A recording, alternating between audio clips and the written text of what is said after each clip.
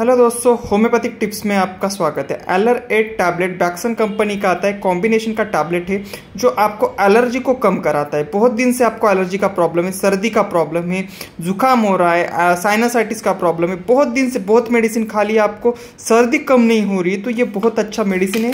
ये अभी कॉम्बिनेशन के टैबलेट्स में आ रहा है और इसका कोई साइड इफेक्ट भी नहीं है, तो बहुत से होम्योपैथिक मेडिसिन है। तो ये एलर8 टैबलेट आपको कैसा लेना है, एक टैबलेट सुबह, एक टैबलेट शाम तक, कुछ दिन तक आप लेते इसका तो आपका एलर्जी का प्रॉब्लम कम करता है। इसका कोई भी साइड इफेक्ट नहीं है। जो भी आपको छींक आ रही है, बार बार आपके नाक में से पानी आ रहा है, आपको बॉडी एक हो रहा है, आपको एलर्जी है, कोई भी डस्ट पार्टिकल या कहीं से भी एलर्जी हो रहा है, उसको कम करने के लिए बहुत अच्छी दवा है। आप इसको एक गोली सुबह, एक गोली शाम को कुछ दिन तक लीजिए, तो आपको जो एलर्जी का प्रॉब्लम है उसको कम कराता है। Thank you for watching my YouTube channel. Subscribe my YouTube channel.